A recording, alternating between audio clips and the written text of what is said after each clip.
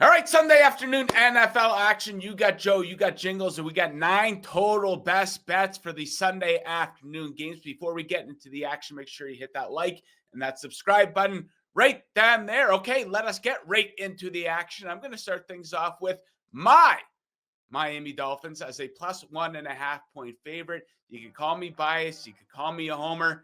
It doesn't matter. At the end of the day, we're going to be calling this one a winner. So people talk about the Dolphins like they're the Las Vegas Raiders. I'm not saying they're great, but they're good. This is a team that is 5 games over 500 under Mike McDaniel, made the playoffs in 2 of 3 years, probably would have made it last year if Tua stayed healthy. Speaking of Tua and health, this offense should be in pretty good shape coming into this game against the Colts defense that ranked 28th in yards allowed per pass attempt. Nice controlled environment here for the Dolphins, playing indoors in a dome. On the other side of the ball, speaking of healthy, Bradley Chubb, Jalen Phillips joining Chop Robinson. This could be an elite pass rush going up against Daniel Jones. Have we not seen enough from this guy? Dolphins, by the way, 3-0 in season openers under Mike McDaniel. The Colts, 0-11-1 in week 1 since 2014. Fins up. We'll take the 1.5 plus 1.5 Dolphins. Okay, back-to-back touchdown bets for you. Let's start with this Dolphins game. You like one of their running backs to get into the end zone. Yeah, let's pile on the Dolphins here, Joe. Ollie Gordon, anytime touchdown, plus 250. I'm buying this to plus 180 because I know this is going to move. I love scoring in Miami in this game as much as you do too. We got Achane expected to play, but he's dealing with some soft tissue injuries this week, calf issue, and Jalen Wright is likely out, which puts Gordon in the goal line role, which wasn't the strength for Miami last year. We saw Achane just get 60% of those goal line touches inside the 20, so Gordon could get that role, plus 250, big. 126 yards in the preseason for the rookie. 101 yards after contact, 8 rushes for first down. That's from PFF. Only 3 teams allowed more rushing touchdowns per game than the Colts last year. It's an indoor game, going to be fast. Give me the rookie touchdown. Probably the last time we see it if he has a big role this big. Okay, I think this next one's going to be a popular bet this week. Very fair number for Ashton Jeanty to get into the end zone. And that's it. It's just let's get this number now before the number's gone. Pricing rookies for touchdowns is tough. But this is Ashton Jeanty we're talking about, who's going to get Pete Carroll's 80, 85%. He's going to get everything 3 down back, going to get stuff near the goal line. And let's not put too much stock into this New England defense. Yes, Mike Vrabel's going to change things, but it's going to take time. Last year, this defense, 26 in success, 30th EPA per play. I think there's good things coming out of this Las Vegas offense. Chip Kelly's going to be calling the plays as well. Going to be a more functional offense. Jeanty, by the time next week, week 2, we could see this down to minus 170. I think the buy price around minus 140 for Jeanty TD in week 1. Okay, next up for me, let's go to Cleveland. I think this should be an easy bet to get behind. We're going to fade the Browns. We're going to take them to go under their team total of 21.5 points. So we're piggybacking off this trend from last season that saw the Browns go under their team total in 14 of their 17 games. And you're probably thinking, well, yeah, Joe, come on now. They're playing the Bengals defense, so chill out. I will not chill out because they played the Bengals defense twice last season. They scored 20 combined points in those 2 games. Are you confident that Joe Flacco is the answer to get this offense going in the right direction? I am not. So this number 21.5, they only topped that 3 times last season. The Bengals all off season, they needed to listen to everyone talk about how awful this defense is. I think they're going to show up Sunday in Cleveland and limit the Browns to under 21.5 points. Okay, next up, not a whole lot expected from the New Orleans Saints this season, but you're expecting one of their receivers to have a little bit of a day here. Yes, Spencer Rattler tax is certainly priced into Chris Olave's over 47.5, which is on the rise up, and the blitz projection, Derek Carty's projection, which you can find on the cover site, NFL Prop Projections, is projecting 64 yards for the wide receiver, making it one of the best plus EV yardage overs on the slate.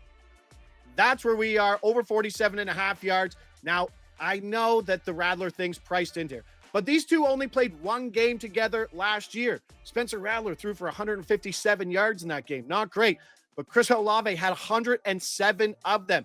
He's obviously been banged up, missed a bunch of games, had some head issues, but this is another indoor game. Number one wide receiver. Big spread the other way. Could see lots of negative game script, and Chris Olave always has a ceiling of 100 yards. But I think if you're really looking for value, get Chris Olave to lead this game in receiving yards. That's plus 390. He's just got to beat out Marvin Harrison, Trey McBride, and Raheed Shaheed, basically. And there's going to be a ton of indoor throwing late in that game. Give me Olave to look good on this low number that's on the way up. Okay, next up, let us go to Denver. The Tennessee Titans in 10, total 42.5. And this is the bet that stood out to me as soon as lines for week one were released. I am on the under for this game. Very difficult environment for Cam Ward to be making his debut at elevation in Denver versus an elite defense. They allowed a league low 14.9 points per game on their home field last season. The Broncos, do not sleep on this Titans defense. They were underrated last season. Pretty good stats here. They finished tied for 5th in yards per play allowed last season. Denver was tied for 2nd in that category. I'm kind of envisioning a 23-13 type game. Either way, I do think that this one goes under the total of 42.5. And we're kind of aligned here because you like the Titans to go under their team total. Yeah, it's just such a tough spot for Cam Ward to start his NFL career at elevation on the road in Denver versus maybe the best defense in football. Give me the Titans team total under 16.5, minus 112. Can't find a more difficult spot to start your career. Broncos defense, number one in the red zone last year. Pat Surtain, they added a first rounder, a corner. He's not even going to be on the other side beside Pat Surtain. He's going to be in the slot. So that's an absolute loaded defense. That also added Trey Greenlaw and gets Alex Singleton back, who missed most of their games last year. I think we overvalue quarterbacks early in the season, especially after we've been pretty lucky over the last couple of years to see what some of those young quarterbacks have done. Tough sledding for the rookie in altitude. Titans team total under 16.5 in that one. Okay, my favorite player prop of the day. When you think Lions running backs and receiving yards, you're probably thinking Jahmyr Gibbs. No, I don't mind the over on his 22.5 number, but I absolutely love the over for David Montgomery receiving yards. The number is set at 8.5. So the Packers allowed the 3rd most receiving yards to running backs in all of last season. And check this out. Montgomery more than doubled this number in his last 7 regular season games last season. This includes going for 23 and 33 in games versus the Packers. Overall, he topped this number in 11 of his 14 regular season games last season. David Montgomery to go over 8.5 receiving yards. Okay, Jingles, bring it home for us with a weirdo bet. Everyone loves a field goal bet. Break this one down for us. No, this is just listening to the game last night. Mike Tirico mentioned on Jake Elliott's 58-yard field goal that kickers get more time with the ball now. They used to have just like 45 minutes with the ball that's labeled with a K, and that's a kicking ball. But now they get to rub their own balls, so to say, and beat them in. And Pat McAfee also said on a retweet that got like 500,000 engagements, so this is not like any giant edge, that he thinks it could be a 10 to 15 yards difference. Now, I think that's a bit much, but we're starting to see the market correct. Usually it's about 47.5 across the board. We're starting to see DraftKings at 50. But Bet365 down to 49.5. I think the adjustment's there, but I'm not sure it's going to be big. So there I am trying to find out which game I think had the best chance. I wanted a potential low-scoring game. Let's go Houston, LA. Let's go indoors. Longest field goal made there. Over 49.5, just minus 110. And you also get 2 great kickers in Fairbairn and Cardi who can kick long field goals. Fairbairn, 13 for 16 from 50-plus yards. One of the most active plus 50 kickers in football last year. Cardi, 7 for 8, going long 58. These teams don't go for it a ton on 4th down, which also helps. But Jake Elliott, who went 1 for 7 from 50-plus yards, looked like one of the best kickers in football on Thursday night, kicking that 58-yarder that was probably good from 65. So something's changed in the kicking landscape, and the markets might be adjusting, but I think there's something to it this week. Let's go over 49.5. My favorite game to do it, Houston, LA.